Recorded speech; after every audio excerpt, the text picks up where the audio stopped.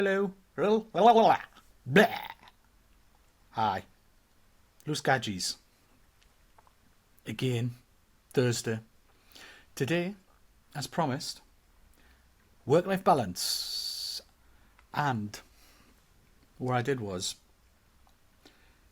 since I thought this would be a nice follow-up to the work loyalty thing, which, as you know, was quite popular, I knocked out a couple of questions on things like how do you switch off and unwind? Are you disciplined in logging out and going home? Or these days, logging out from wherever you sit at home, working from home? Is there a separate space for that before you then go and sit on the sofa? So do you have a desk separate that's your work area, so you're in a work mindset? This is something I've had to get used to. And how does all of that appear to your employer? And should your employer be promoting that sort of healthy separation, even though perhaps it's not, you could say it's not in their best interests because they want to get the most out of you, right? And would promoting that sort of behaviour help with attrition and stress? You know, people leaving, and like Pandora had the whole massage thing. You get a free massage every week, 15 minutes, to cut down on sickness and people leaving. And I mean, it did, didn't it? Or did I it? believe so. Yeah, I I think think it did. I mean, it certainly helped me out when they offered it to not just the warehouse staff but the office staff. I took them up on it, and it made a massive difference to me in I terms of just get. managing I find things. I find the phrase sort of disturbing, Simon. What do The you mean? phrase, this opening phrase. What's the phrase? Work-life balance. I find that phrase disturbing. Really? Yeah. In what way? Like, So what it's saying, but in my world, what it's saying is there's a definition between the two, and that one of them is bad and one of them is something we look forward to. interesting. Okay. It's like, and then I say, okay, so people would say, are you getting your work-life balance correct? And I'll say, no, am I getting my life work balance correct? Or am I getting my life balance correct? Between working and not working. Yeah, which one's more important to us? Yeah, you're not having two lives, are you? No, it's But just life. we make it sound like it's two. Yeah, we make it sound like this work is this terrible thing that we and either we like it so much or we don't like it so much that we do 9 to 5 and we log off. You know, this whole thing about hanging it up on the way in and hanging it off on the way out, and so or do you not see it that way and you just enjoy it so much that you don't have to have that and you know it might be interesting in a couple of months time to sort of see how you feel about the old self-employed by but working with the man, if you know what I mean, in terms of work-life balance, how that would work out. And um, we always seem to look down on those that clock in, bang on, clock out, bang on. I see. are they Always the straight, most 5 o'clock are they the straight most out the door. screwed on people? Well, this is the thing, right? It's look at him straight out the door at 5, Yeah, straight out the door. Oh, where's so and so? Well, it's a minute past 5. You're not be at his desk. He'd be away. He'd be away. yeah. And Imagine, then he, imagine. So you've got kids, and you have to pick them up from school, and part of the agreement with the employer is you leave to pick up your kids. Not a word is said. But if you didn't have kids, and you're like, they know you've not got nowhere to go. Oh, can you just stay? We've got this meeting at 5 o'clock. No, I've got to pick the kids up. So everybody should have kids, or you could make say, up that they've got kids. no, I've got to go and drop the kids off at the pool. And Yeah. I think we've covered this many, many times. But the number one regret on people's deathbeds, Time with family. correct? More time with The family. work-life balance, Yeah. Yeah. and it just either I tell you, I watched I watched the preparation for this. Remember the series The Good Life? Oh yeah, and Yeah. it had that animated flower thing at the The start. Good And Life. the, So yeah, Richard was it Richard Bryars? He worked yes, in an office, and it was coming towards his 40th birthday, and he just signed with his employer, and this is in 1970 something four, and he signed for his pension, and it said you will retire in 1999, and he went, "There's no way I'm doing that. Absolutely no way," and he resigned and started doing comedy. And it was just like this epiphany that he had that his balance in life or what he wanted to do with his life wasn't right. And I it's a just hell of a, thought, it's a hell of so, it's a hell of an epiphany, that isn't you it? know, we've Just just do it. discussed, and we won't mention anybody's names, but how some of us take the opportunities in some of these discussions to say, is what I'm doing fulfilling my life? And should Is I it try worth? something different? Is it worth it? Is it worth it? Yeah. Like, why am I making? Who am I being loyal to? Someone else? You know, all these promotions that we've had and getting, and I want an extra 10 grand, I want this, I want that. And ultimately, we get back to the bit about we want to be happy and we're quite happy to live on, you know, 1,500 quid a month. It's like, Yeah, you know, yeah. I've had these conversations with myself, like, oh, money, money, money, and I was having a you, chat with one of my friends about, like, why have you taken that job? I said, well, you know, well, was your parents were asking about this on, and now it's seen as a celebration. I've got myself back into the workforce. I've got this permanent job on the go. Got these hours. Got these expectations. I've got this amount of money. I've got this money going into pension. Right, and it's all laid out now. It's all laid out now. There you go. Security. yeah, I keep reminding them. I said, look, they could get rid of me tomorrow. yeah. There's no security in anything. It's a permanent job, though. Yeah, but it's a big company. They could just say, right, off you pop. We'll We'll do pay you we'll for the do rest it of the in an month. episode in the future. But when they interview you for these jobs, they see it as a long-term relationship where we all know it isn't that long-term relationship. Where do you see yourself in 5 years? Oh, I'll be sitting in your chair. Oh, Oh, on a beach in Barbados. so Yeah. where's the? Is this? You know how we just did the one on commercialism and how we Yeah. get kind of directed towards. Oh, you've got to do this for your partner every year. Oh, you've got to buy presents at this time of year every year. You've got to do that. If you don't, is it the same with work? We're all given this perception and told this is how you're meant to perceive work life, what it's for, what you're meant to get out of it, and how that's meant to slot in and take up X amount of your life, and that's the way it's meant to be. Because we're chasing something, we're chasing some financial thing that says we can switch off. But my worry is, you know, it just like it just. I'd give you the example. When we used to go away on holiday, I don't go away abroad much now. But we used to go. You remember you used to go to Spain or somewhere for a week. And when I was in Spain, I'd look at it and I think, honestly, I just love to wrap it all up and come and live in the sun for a bit. And then you got this plan in your head. You come back to work and you just get after a week, you're just back into the groove at work and you forget about these dreams you had where you were in Spain or Portugal or wherever you were or Skegness. It doesn't matter, you know. But and you get sucked back into that. And I was going to say 9 to 5, but it ends up being 8 or 8, doesn't it? You know. I mean, how often have either of us stuck to the hours that we were And meant to be doing? and We these both had bosses that we we've both had got, habit. honestly, none of them really give a flying F about us. And they'll not be there in 5 years' time. And you're still left with dreams, aspirations, doing something that gives you meaning.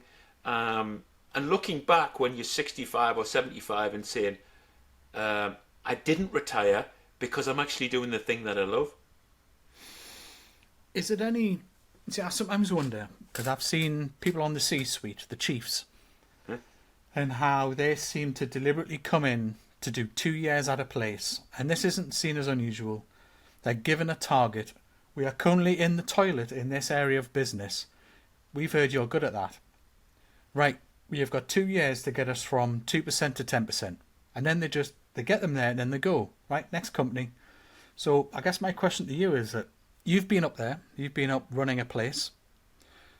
Is the perception of work any different up there than, like, is it just across the ladder? Just, we are all in there, we are all sucked in. I just get the feeling that for CEOs and chiefs and whatnot, it's about status perhaps, and that there are, you could almost put a hierarchy in terms of personality type and aspirations, not just experience. And is it any different? Is it any different for you? I mean, you must have got sort of sucked in, and well, I think, or did you?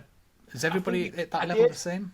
You know, I think I'd be lying if I said I didn't overdo it when I was working sort of at that level. But the list never ends. So what's the point of sucking into that 14-hour day? Because the list never ends. If you're there for 2 years and you've got a big reward in it, and it's a sign on, sign off, fair play. Pull your plonker out and work really hard, because at the end of the 2 years you're moving on. But you know, I would say the higher up the ladder you go, the easier it gets, because the good people are the people below you making the key decisions, and you're just signing them off. Yeah. You're just signing them off. Yes, it's a great idea, Simon. Get on with it. See you tomorrow if you want. And it's easier at the top end, and it should be, because if you're managing, I don't know, let's say you're the head of a huge bank, you probably need to make 3-4 key decisions on Monday, and that's all you need to do. Really? I mean, they might be for £1,000,000 projects. I mean, Yeah. I know you've been, when you did your Black Belt Six Sigma, you had to be in charge of £1,000,000 project or something to even qualify for that course, right? So, you know, you've had, maybe it's a different kind of stress on you. Like, that's a big spend that all of these people, which might be 30, 40, 50 people, all have to deliver.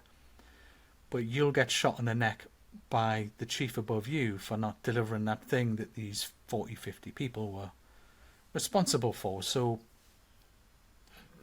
I don't know. I mean, is it easy? You know, Was it easier to switch off for you? well, I As you look moved back, up? and I just say that working in these places give me an opportunity to do something different in later life. So, you know, now I do what I want. If I want to work, I'm a bit like, you know, I need £1,200 a month to survive, so I can work two days a week if I want. And so these places give me an opportunity to get my work-life balance correct. So now I am doing what I enjoy doing, and I'm not really interested in working at that level again. Not Look, interested. I work and life were the same thing for They me are. for a long 'Cause time. you know, and the people that watch us know, I'm not religious, so I'm here once.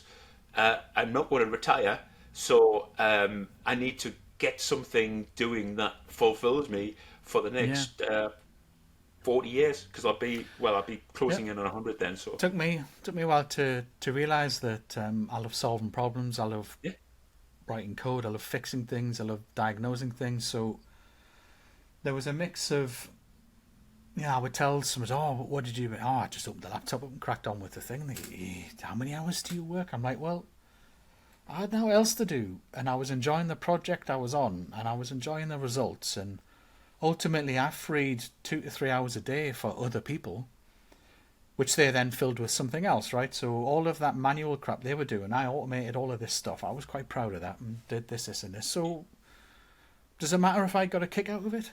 I got a kick out of doing all that. So does it matter that I used a lot of my own time to finish that off? But then though, you set the expectations of the managers above you and say, oh, he managed to do all that stuff in this many work days, when technically it wasn't.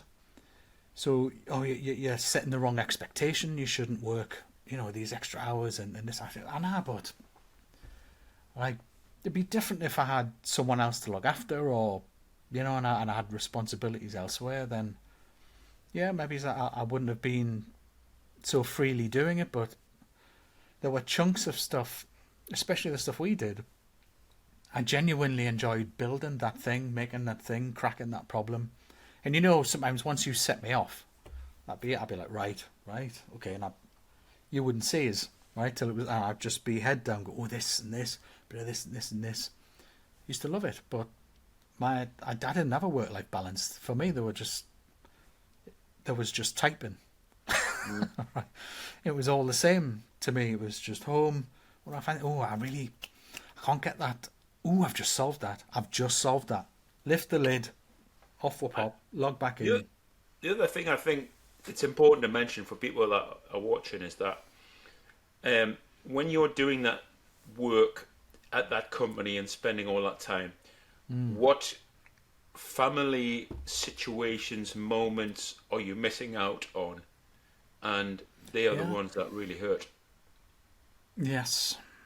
Yeah, there are bound to be people out there that have missed first words, first steps, and that visit to that place, or... Correct. You know, the fact that now, me and you, if somebody says to me, can you come and do this for us? Can you pop round and do this for us? Yeah, no problem. Be there in 10 minutes. You know. That's where the loyalty comes in, and that if you think when you're 80, how many other jobs do you think you'll have had in that time? So why are you loyal to the one that you're at right now? Which might be getting in the way of when you're 80 going, I don't have a lot of memories from that time about doing X, Y, and Z. Yeah. And that's probably going to bug you, right? Saying, oh yeah, but I managed to get up to the heady heights of Chief Technical Officer or Chief Operations Officer at this place. Oh, that was great. Meanwhile... Your kids know who you are. Yeah, meanwhile, your wife or your husband, whoever it is, has gone with the kids to Tenerife or Mallorca, Corfu, or, we've gone over to New York and we did Christmas in New York this year. I'll give you a ring when we get there, or we'll send you some pictures. Right? Yeah. Oh, we went to see the German Christmas market. Summit, whatever it is. Say, yeah, but, if I just hang in, I'll be CEO by December next year, though. CEO. And then I can... ... Then you can what? You'll find something else. Be in the moment and understand what the moment is. I've tried to find them. To find them. What are mine? Because I didn't know. So I've had some good chats with friends lately on saying, look, what does happy look like? Does happy look like, permanent job, salary, building data warehouses? Or does it look like this, and this? Or does it look like that and that? What's your minimum? Like, what's the niggle? If you got rid of this bit, but you had enough of this bit, it's like you said before that. Yeah, look. So if you're on 1,500 quid rather than 2,500 quid, 2,500 quid, you are stressed, blah blah blah. But you had career progression, etc., etc. Had all of that, right? You might get into management in like a year and a half. He's leaving, or $1,500. Yeah, but I'm my own boss. I'm happy. I went to see such and such the other day. I did me work at the beach. I went. Do you know what? I'm going to go for an ice cream. And just, do you know what I mean? Just things like that. Just earning enough. Is it enough to earn enough? Or do you have to, you know what I mean? No, I've got to succeed. I've got to pile on more. It's got to have more than this, more than that. I've got to have millions. I mean, we look at all of these chiefs and CEOs with their millions and billions. You're like, well, somebody was on there the other day saying, they don't actually have that money. That's all in assets. Like, they've sunk it into buying properties and this. Right, so you amass so much that at some point you have to spend it all for tax purposes, all for this. It's money to make money. Yeah, but if I was at the point where I had enough passive income that it covered me bills, it's like I could sit on the sofa and the passive income would be paying my bills. Why the hell would I go to work? But I need to, gotta be better than this, and I've got that. I've got this other product. Like, I look at Dragon's Den from a different perspective. I'm like, they're constantly investing in new things, more money, more shares and stuff, more successful. I can see that it's helping to make other people successful too. So part of it's to bring them up. But they're there for their own reasons as well. They're there to find the next big thing that's going to make them their next big amount of money, right? Now, how much of it do you need? And have you answered that question? What is your minimum? What's the minimum? What's the minimum you could live on and have a smile on your face? I've been asking myself that question. What's the minimum I could live on and have a smile on my face? And is that related? You know, could I bin off so much money and put a grin on my face because I'm doing this? I'm not earning a lot, but I'm happy. Or am I earning a lot? Is earning a lot making me happy? Do you know? So I've been asking myself a lot of those honest sort of questions, and partly inspired by some of the seeds you keep planting in my head from having these episodes. You know, you'll just ask one of these things, and I'll be like, oh, aye. I mean, you eventually, as we always bring this back to family, and you eventually had that moment in Thailand that brought you all the way back home, and you've stayed at home. I mean, Yep. I'm guessing you have regrets, right? You have regrets, things that you missed, and Yeah. so speaking from experience. I'm a very forward-thinking person in that way, but yeah, I did miss out on a lot. But to have the ability to have the epiphany, and then focus forward, I'm very grateful.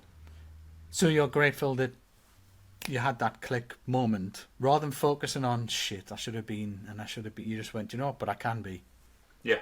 From now on, right, I'm having it. Yeah, I miss out on stuff like, the weather and Michael and air, but, I look at all the positives in my life, and it's a much better place. So no regrets from being sort of at the top of the ladder where you were to coming back, and now you're saying, right, I need this much money per month. I need to sell my first house. I need to buy this thing, and I'm gonna have to go back on the buses. And whereas previously, money wasn't a thing, I imagine, especially working in Thailand. You're right. You go back to what you said before, that I amassed a salary and an income that allowed me to sort of cash it in and relax. And not many people do the cash in and relax. I decided I was going to do the cash in and relax.